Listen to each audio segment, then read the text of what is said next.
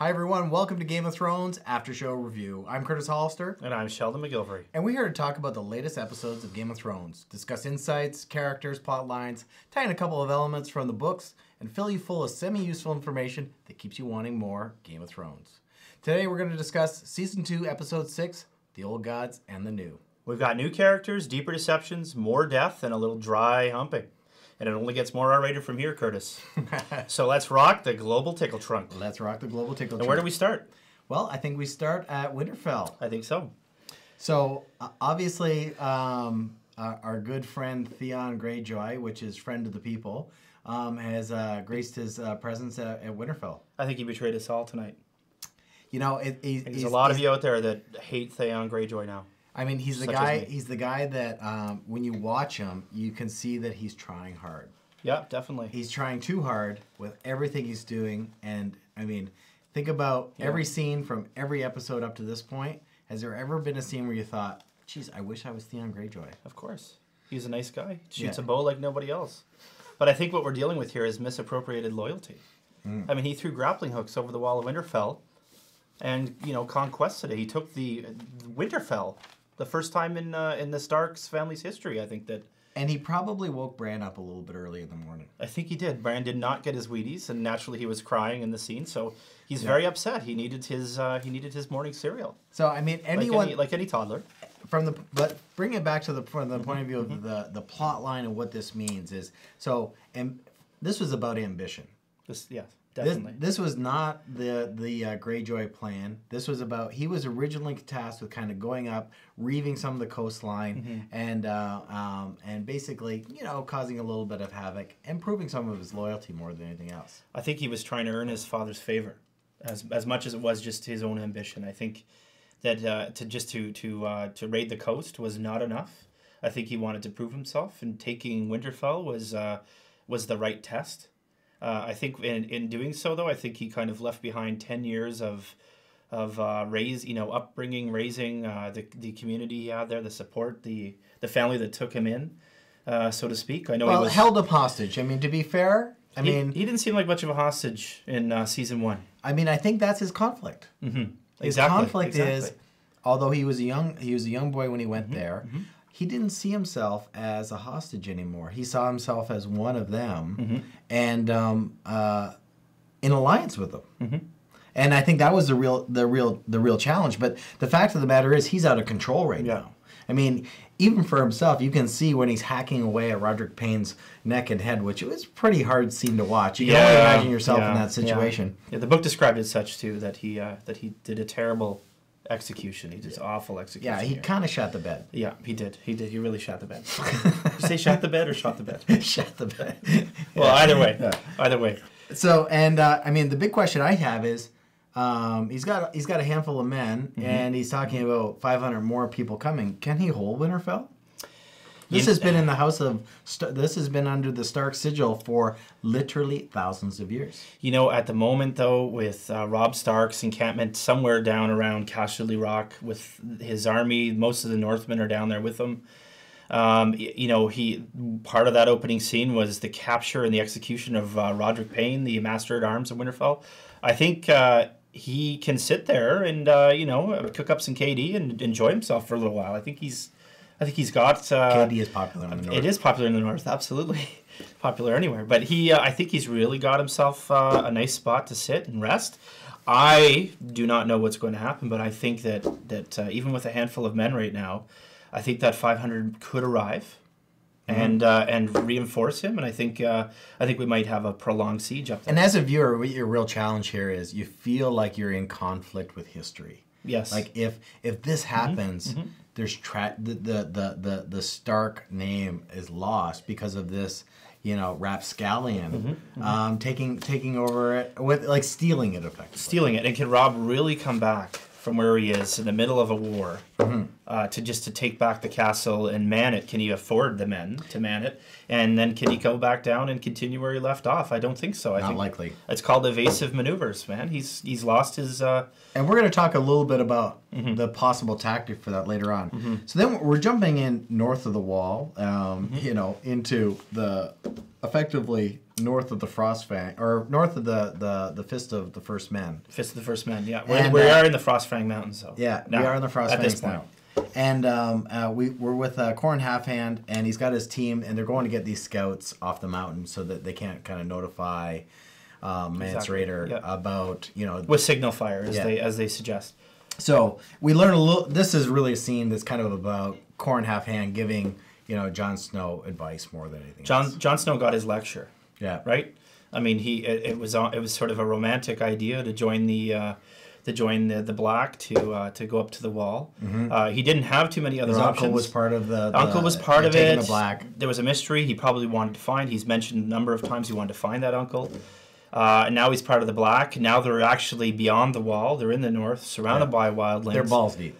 They're balls deep. Absolutely. Yeah. And Corran Halfhand is actually saying, are your balls big enough? Yeah. That's what he's really getting at. Do you at. have the nards to pull this off? Do you have the ice cubes? And do you have the stones? And I think that the thing that I got out of it is, tell yourself what you will. We tell ourselves all these things. Yeah. But the fact of the matter is, taking the Black was a choice. Mm-hmm. And this is where we are. And tell you what you are. The choice is made. And it has to be a choice. Yeah. And that was another message. It has to be a choice. You are going to have to make the best of whatever you have.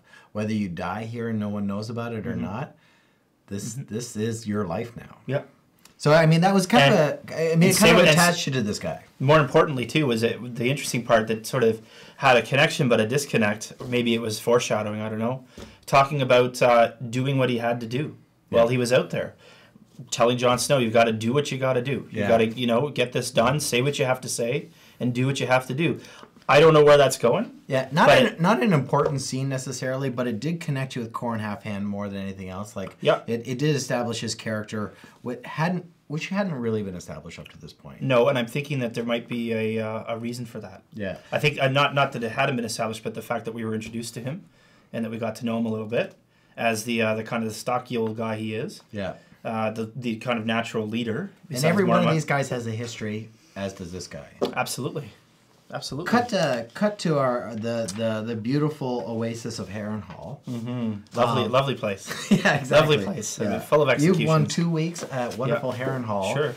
Dragon fire everywhere. Yeah. Yep. So or dragon melt. Really. This is actually an important scene from the point of view of possible plot lines and making us kind of think of a lot of things. Really, it's about Littlefinger coming in here to basically we have Littlefinger coming in to broker a deal. Mm-hmm. But it's on the heels of Arya continuing to kind of basically almost fall into favor with Tywin Lannister in the sense of he sees her as somebody that's different, not just somebody that's pouring water. Mm-hmm. But the big question here is if it's her intelligence. If Baelish or Littlefinger recognizes her, we have trouble. She's euchred. She did a great job. Evasive maneuvers again. She did a great job avoiding him. But you felt like Littlefinger's this crafty little bugger who plays everybody against everybody else. Yeah. And that he might just know but not be saying. Well, there's the question. If he did know, would he say? I doubt it. There might be information is valuable to Littlefinger, and there might be value in not saying. Because there's part of him that is, he's definitely a survivor. Mm-hmm. There's part of him that you feel is... out for himself, definitely. Out for profit, definitely. But he wants to do good in some situations, but he hasn't done it yet. Mm-hmm. He hasn't really done it yet. I agree. He's got a sort of a soft streak in him. But the interesting part was in the previous episode, Littlefinger was what seemed to be genuine concern, talking to Catelyn Stark and having those conversations with Marjorie and the Tyrells after Renly's death. Yes. I thought that was genuine emotion. I thought that was Lord Baelish or... he was giving good counsel. Giving good counsel. I thought that was a genuine concern. Even if he had a plan for it, that was good counsel. But that's what this episode revealed, is that he was actually eliciting that information for Tywin Lannister. If you're open for a deal, there's only... And the fact of the matter is, if the Tyrells don't go as Stannis... There's only so many other options. Sure. They've got Robb Stark. Mm-hmm. In their mind, they've got Robb Stark, or they've got the Lannisters. Mm-hmm. And the fact of the matter is, or they could retreat back into Highgarden. They'd already, had some loyalty to Renly, as it were. So I think they'd probably. It seems like they've made that choice. Well, I mean, with whoever is against the Lannisters. Yeah, I mean, and I think that's the big thing is they are a powerful house. Highgarden is. They Very control powerful. the Reach. Yeah. And they are the strong, super rich people. Like they always they are the war winners. It's a question Whoever now, they go with can win the war. It's a question now of Stannis or Robb. Yeah. In my mind, that would be where they'd have to put their loyalty. I don't think And the Lannisters... and if they go with Robb, yeah. is there anything that can stop them? If they go with the Lannisters, is there anything that can stop them? Mm-hmm. I mean, and maybe a good question is the black shadow that everyone's talking about that Miss Landra or Melisandre spawned. You don't know if that's really the son that Stannis was promised. But if that shadow can kill or be summoned on demand, Renly, who can it kill? It's true. What could stop Renly? Or what could stop Stannis? What could stop the shadow? What could stop Stannis if he has that capability to kill anybody on demand? That was a very, very provocative scene, by the way, when she gave birth to that shadow. Very interesting. She was fully prone. She was fully prone, and it was almost full frontal. It was, Yeah. I was very uncomfortable at the time, to tell you the truth. I was going to say glorious. I just drank more wine. Well, it was glorious, but uncomfortable. Well, yes, okay. Yeah. We'll go with glorious. Did you know that I felt bathed in glory. Melisandre, by the way, played by Carice Van Houten, actually can speak 4 languages. Did you know that? That's impossible. And no, she can. That's not possible. And she can speak to the. There's nobody that can speak 4 to languages. the Red God too, the Lord of Light. So she had 5 languages, really, right? Five. If we include that, yes. And Westerosi. Yeah. If we. Okay, so jumping from north of the Wall, we're going to go to Harrenhal, and our good friend Littlefinger. I mean, it's just fun to say Littlefinger. Sure, it always is. It's a great. Yeah. It suggests a lot. I think of the pinky. Yeah. But I've heard other people think of other things. But it's Littlefinger. I don't know what you mean. Peter Baelish. Do you want me to explain? Would it? Sorry. No. Okay, so what we really have is Peter Baelish coming in here. Yeah. And the 3 characters of the scene are Tywin Lannister, Arya Stark, and Peter Baelish. Right. And the real thing here is Peter Baelish, or Littlefinger, is effectively coming in to broker a deal with the Lannisters between the Tyrells. So here's a guy who's hated by almost everybody, but people are willing to do business with him, and he must have proposed something to Loras Tyrell to facilitate being able to kind of come and broker this kind of a meeting. The interesting thing, though, is that he did come in with information for Tywin as well. And the last episode we were talking, before the show here about how genuine Littlefinger is and how wonderful he is and how honest he seems to be. But really, I thought thought he was so caring in the previous episode when he was talking to Marjorie and Loras, Tyrell, before they left, and giving them good advice and good counsel. And then he comes into this scene and he's providing all kinds of paid for information to Tywin Lannister. I mean, everybody feels like they have to check their wallet when he leaves. Sure. And for good reason. Yeah. But I mean, he's a crafty dude that knows what's best for a situation in some cases, or knows what's best for you. Sure. Whether he'll act on that is a different issue. The other noticeable part of this scene was how Tywin Lannister appeared to be, I don't know what it is, but I feel like he's suspicious of Arya.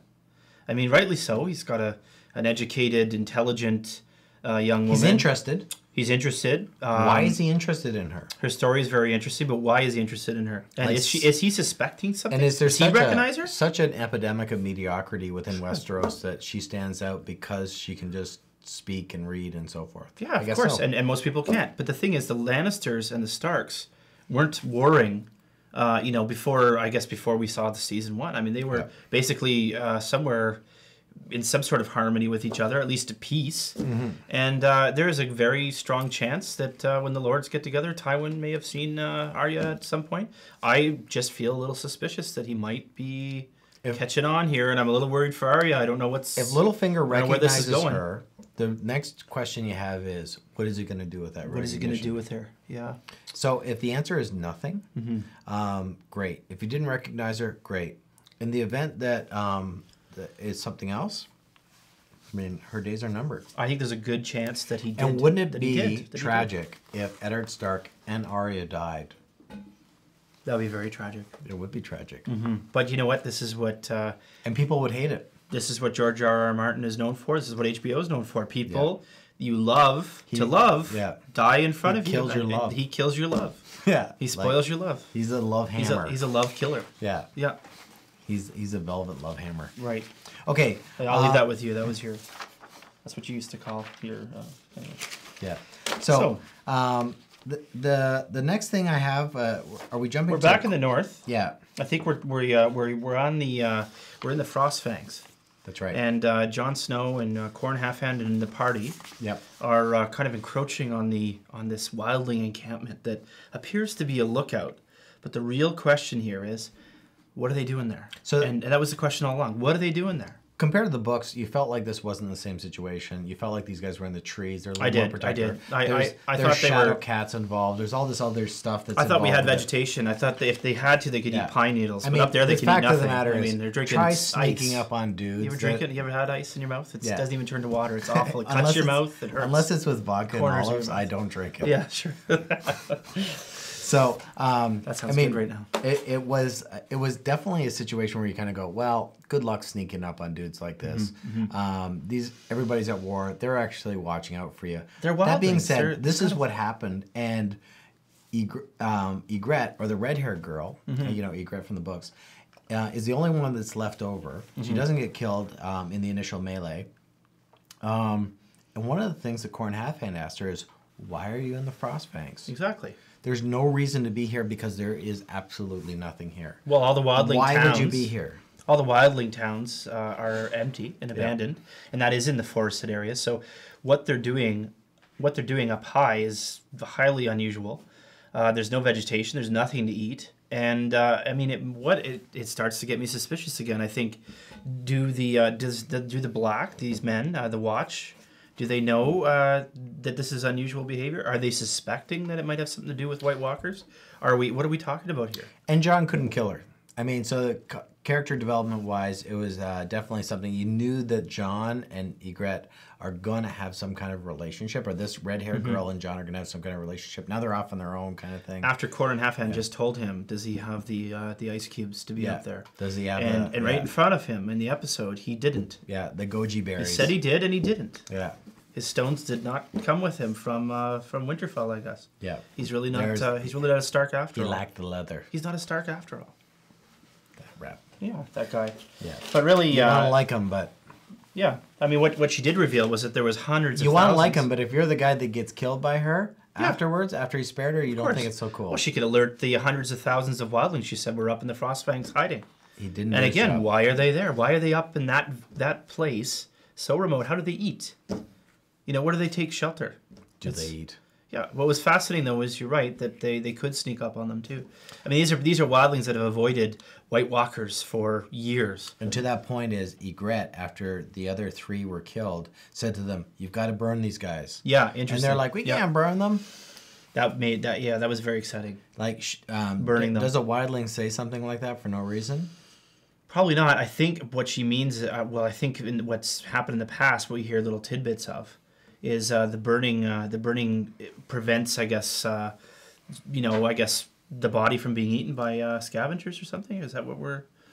What are we supposed to believe? It was a priority for her. She didn't say, "Hey, listen, you got to have you got the latest coupon book at Costco?" No. She said, "You got to burn these guys." You got to burn these guys. So, jump to a scene where we see Cersei Lannister and Tywin or Tyrion, watching saying goodbye to Marjorie. A Marjorie go off to Dorne. A lot of people don't know where Dorne is. Dorne is in the south of Westeros. That was quite a small boat, though. I was kind of concerned for Marjorie's welfare on the high seas. That was a boat to another boat, I'm sure. I hope so. It was a very, very, very small boat to launch in. Yeah. Yeah, I felt. No, she's probably going to make that one. I thought that may be why she was crying. So that's another tangent of the storyline. And what was interesting about that is a couple things that happened within that scene. First of all, you saw the embedded kind of anger that lives within Cersei and contempt for her brother for doing this. Absolutely. And her brother gave her this look after she kind of like vowed revenge in some ways. Like, I'm going to take something away that you love once I figure out what that is. that he just looked at her in disbelief because part of what he was doing was trying to actually be a little bit strategic. I think so, and I think that in to the Lannister benefit. Absolutely, not just to his own. Yeah. Well, Tyrion, unfortunately, as crafty as he is, doesn't necessarily do these things for his own benefit. That's the one thing that's separated him from his brothers and sisters and father, is that his actions are actually for the good of House Lannister, and he's the only one who seems to be doing things for the good of House Lannister, with the exception maybe at the moment of Tywin, who's holding a war against Robb Stark. So Peter Dinklage is, I mean, can we have Peter Dinklage being the hero of the story? You know what? I heard he won a Golden Globe for Best Supporting Actor. I've heard about the Emmy Award he won for Best Supporting Actor. I am wondering why Peter Dinklage, in the role of Tyrion Lannister, is a supporting actor. This is a major character. He's tied to almost every plot. He's right in the thick of it. He is the hand of the king, orchestrating everything, and an exceptional guy. He's fun to watch. He's an excellent actor. His character must be amazing to play. Yeah. You've got a guy who can and Dinklage manipulate. Does a great he's job. witty. He does an awesome job. He does an amazing job. Yeah. He's an amazing job. It could be his vegetarianism, by the way.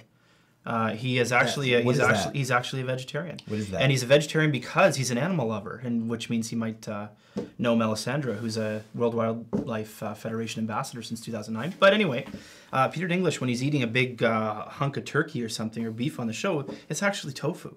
It's actually a prop with tofu on it that looks like a big roast of turkey that you're eating. You'd think he'd at least take one for the team and just kind of like... Just eat some beef. Shovel down some beef just for the... But there's a testament to Peter himself, aside from Tyrion Lannister. I mean, we've got a good actor and a good person and a good character. Yes. This guy deserves best actor, not best supporting God bless actor. the vegetarians. As a matter of fact, we should ask that question. People should be able to respond whether they think Peter Dinklage should be a best actor or a best supporting actor. That's a very good point. So if you're going to comment on this video, is Peter Dinklage or Tyrion Lannister the hero? Is he a main character? Is he a supporting actor or What is he? Or lead? What is he? Besides awesome, which we'd all agree. Yeah. Yeah. Swarthy awesome. So, and then the scene cuts to basically Joffrey being openly mocked. A melee breaks out. I think he got a big pile of poo in the face. He got like a that little looked bit like a dung in the beak. A bit of poo in the face, Yeah. and he got really upset.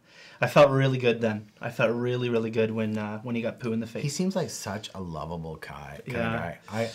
He mean, you could, if he was your son, you feel like you'd be proud of him. I actually thought he would thank somebody for the poo. He would just be thank you for the poo. That was an excellent throw, and thank you. There's corn here. Yeah. Corn and nuts. Yeah, there's corn. Yeah, delicious. That's almost a lot of fiber.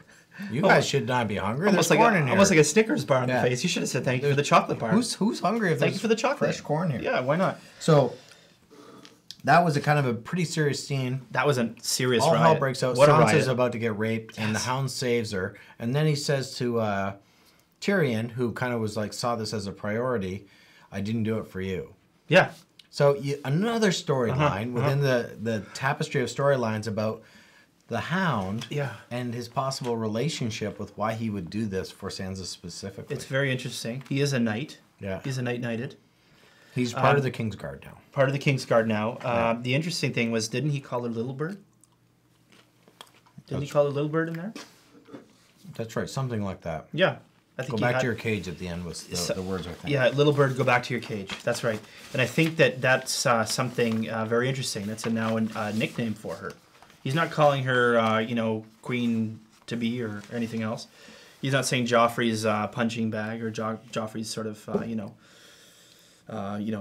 don't know, hound or whatever. He's saying Little Bird. He's got that gives me an idea that he has some affection there. There's an affection there. Yeah. Exactly. Is there kind of like a new plot developing? Is this foreshadowing of sort of a love relationship between Sansa and the Hound? Absolutely not. Why? He's got a lovely burn. He's got a lovely burn on his face. I mean, Sansa isn't the type of girl that could look past that. Sounds very interesting. I see the Hound and Littlefinger getting together. The Hound and Littlefinger. Sounds good. I can't wait for that episode. Yeah. I could see them actually having a little nipple piercing chain that goes between the two of them, and they just never leave each other. Never leave each other. You know, at the end of this, because I'm going to change the subject because that's really disturbing. At the end of this, Tyrion's furious with Joffrey. Yes. And so Joffrey not only gets a Snickers bar in the face, now we're talking Joffrey getting a slap in the face as he runs in from this riot, leaving Sansa out there, his bride-to-be, to be deflowered, I guess, as it were. How could he possibly marry her? How could he defend her honor? And it would look poorly on him, I think. So the big slap came, and the judgment came, and is Tyrion going to have to account for these actions? These were not to diss Peter Dinklage as a little person, but I mean, this slap in the face is coming from what in that time was an imp or dwarf. Yeah, that's what they call him. Even more, possibly damning to King Joffrey. I agree.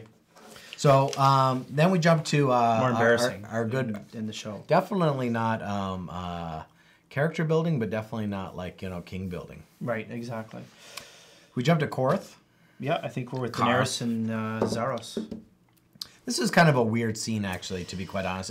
Yeah. I mean, what it really reflected was Daenerys is going, hey, listen, give me ships. And everyone's like, we're not going to give you ships. Because really the plot line there, what they're trying to say is this chick wants to come claim her or throw him back. And people aren't buying it.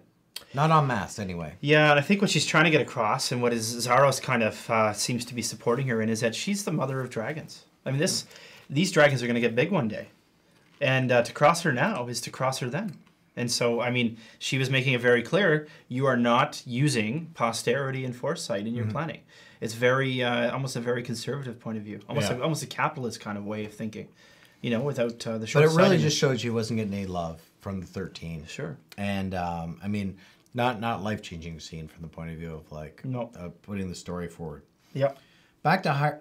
and he patronizes her, too, which is now made her very angry. Yeah, and she's gonna get her dragon on at some point. She's gonna get her dragon on, and I don't know what's gonna happen. I mean, this sounds like she's like it's boiling. Yeah. I don't think you can go any further without some sort of action. Like a hot little potato. Yeah, a hot little potato, blonde hot potato with wings. With wings. Yeah, a potato with wings flying that around. Bites you really hard. Yeah, and she was teaching her dragons how to burn food so that they could eat it too. So they can burn humans. Yeah. Yeah, and they'll burn that guy who patronized her. Back at Harren Hall, our good buddy Tywin. Yeah. Actually talking. He's talking to his cupbringer. It looked like he had a great party, by the way. His table was all, covered in wine goblets and he knows how to rock the global fetus. He knows how to rock the global fetus. It looked like he knows how to rock the global tickletron.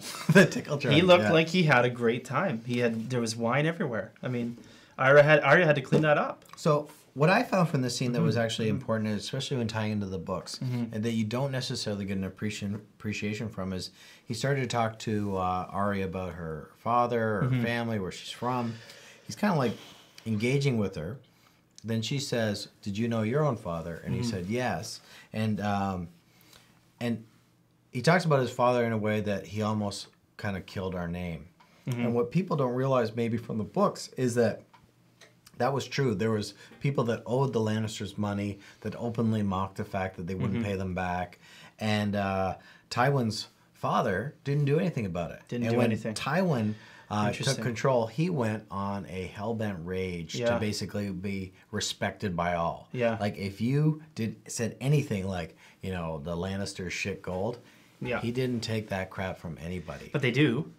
They do. So he's a badass and he can hold his liquor. And he, based on that scene, I mean, he was speaking coherently and he could see. That wouldn't have been me at the end of the night. But you could see that he reflected on that time, and it was hard. I mean, there was something that there was a responsibility that he realized that he saved, and maybe is at risk of all being lost. But you see, Arya is very deft, right? I mean, the attention was on her. She was groping. I mean, stonemason can read. What is that? I mean, she said her father was a stonemason.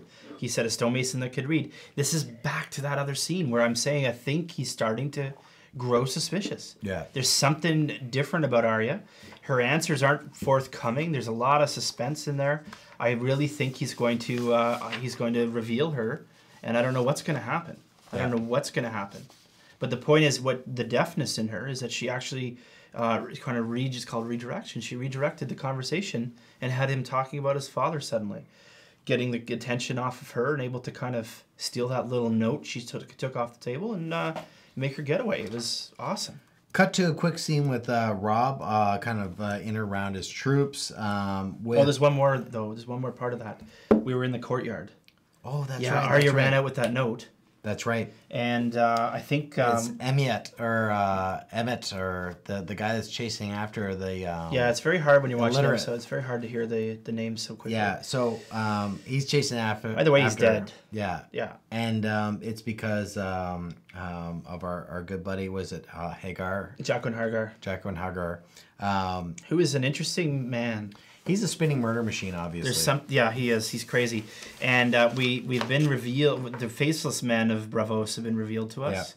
Yeah. I'm a little suspicious of who this man is. He believes in the God of Light. Yes. Right. Yeah. He's a little crazy. He can kill anybody he wants to. Yeah.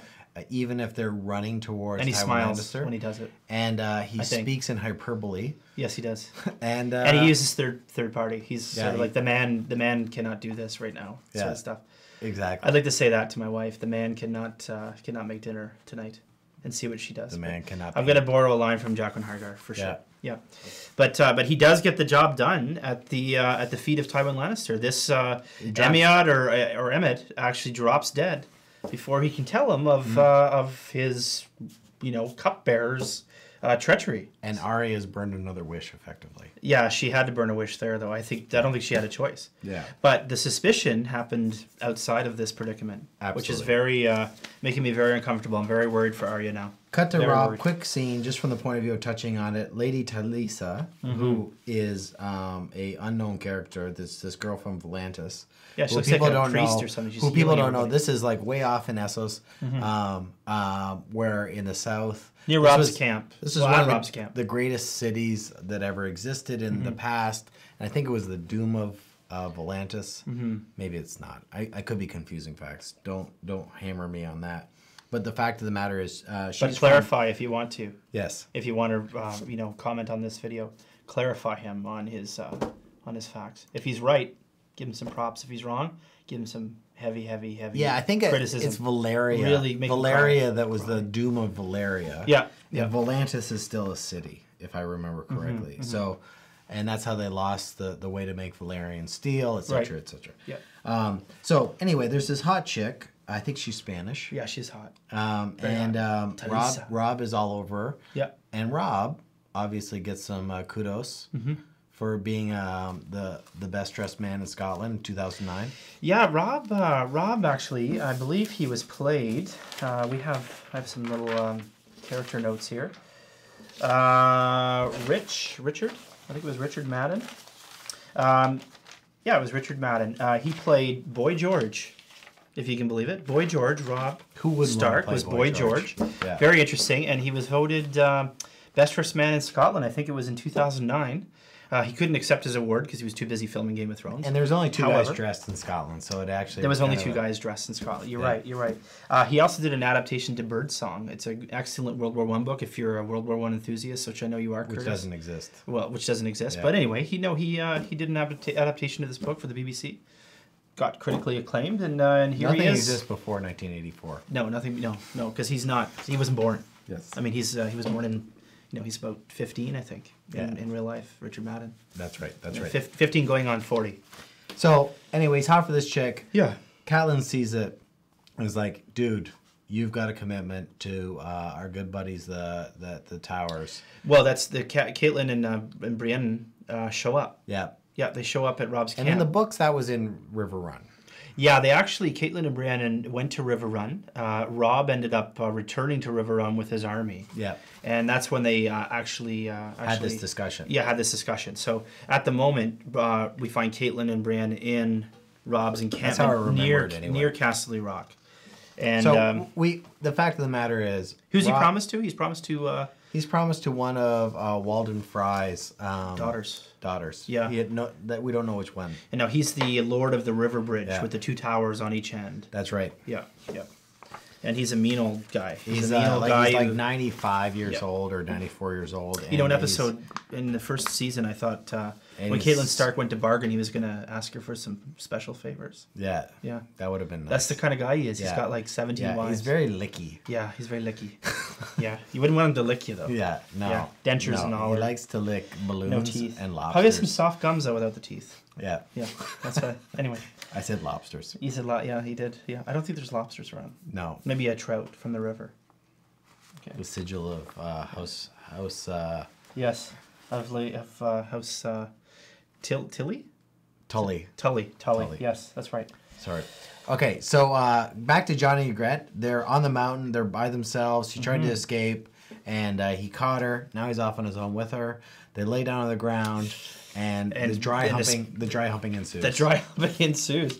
Yeah, Ygritte's getting her groove on, man. She's like, listen. She didn't have to know him very long. Gonna work. Says a lot about wildling women, eh? Ooh. I'd like to meet a few. No? What? Yeah, well. She likes to dry hump after a couple minutes of knowing the guy. That's interesting. I think she liked him, actually. Sure. I mean, I think there was a base to the relationship. I think there was a relationship, too. So anyway, she's rubbing one out on him. Yep. And he's getting very uncomfortable. And I mean, he didn't move away. Is he coming to some sort of realization, though, about his status? I mean, he's Jon Snow. He doesn't fit into Winterfell. Based on the fact that he couldn't actually execute her on the spot. Really fit into he didn't fit into the watch, the Night's Watch. So where does he belong? And this woman's sort of accepting him within minutes. Yeah, underneath the furs of. But what is this? What are the implications here? What if they did do something? What are we talking about here? Well, the Night's Watch does have a vow of celibacy. They do. Yeah, you can't have sex. You can't have any fun. No more sex. So what we're talking about here is Jon sort of betraying that vow, possibly. It looks like punishable by death. It looks like he will. Punishable by death. Yeah. So he's betraying the vow and he can't return to the Night's Watch. Other than that, he's fine. So now he can't go to Winterfell. He can't go to the Night's Watch. Yeah. He's with a wildling woman. Where can he go? You know what? I'm going to bank on it. I'm going to bank on something around staying with this woman. She said that the wildlings would take them in. Very interesting. Cut to Robb is told about Winterfell. This is actually a pivotal scene because one, obviously, he's enraged by the fact that his home and his father's home has been attacked. Yeah, but by Theon Greyjoy. Yeah. Of all people, we're all enraged about this. Which was effectively his brother. Oh. As far as he was concerned, as a young boy that grew up with him, even knowing everything that everyone knows. Something's bad's going to happen to Theon Greyjoy. But that's my prediction. Bruce Bolton says, "Let me help. I'm going to send my bastard from the Dreadfort to basically take it over." Very interesting. So he's got his own bastard. Yep. Different Snow. Yep. His name is Ramsay. Ramsay Snow. And this guy is going to go and do this. And he seems pretty sure that he will. Robb has agreed to this, and that's what's probably going to happen. Well, Roose Bolton is his ally. Roose Bolton is his ally. So the Dreadfort's his ally. It's in the north. So it seems just odd that he would say, "Let me send my bastard to." Well, he actually talked Robb out of going back himself. And there's a natural conflict between the Boltons and the Starks. Yeah, historically for like 1,000 years, they haven't quite gotten along. So there's something here. Possibly something here. I'm the suspicious guy. This is the thing to watch.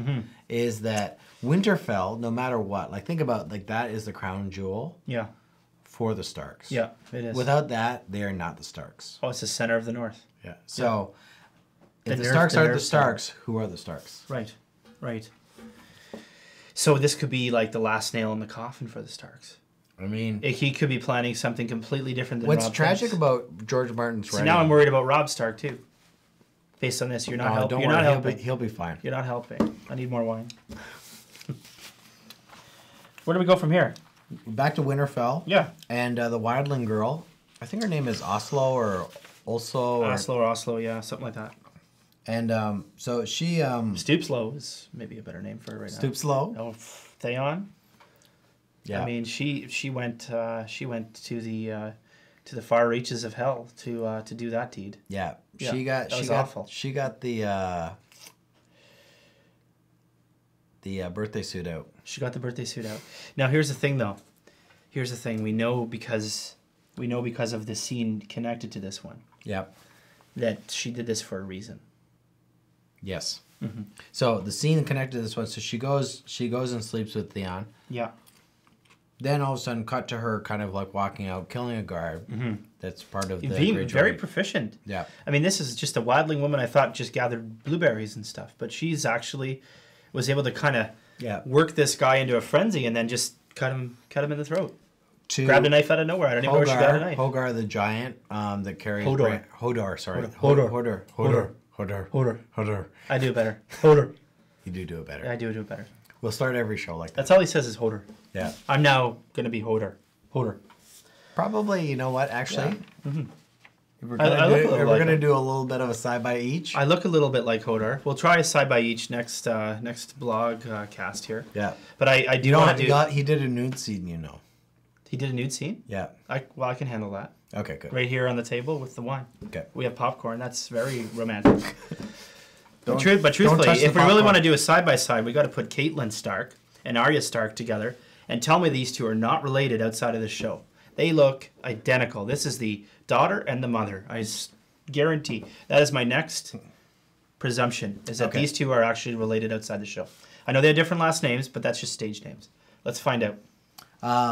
The last scene is something that's like a fundamentally big deal. And if you read the books, you were like wondering why this didn't happen earlier, but this is not part of the books. It wasn't necessarily disappointing.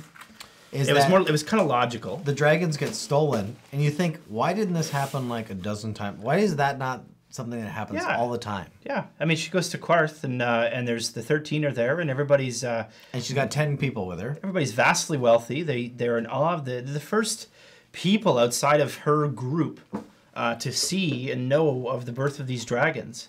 Really, to see the proof that these dragons exist.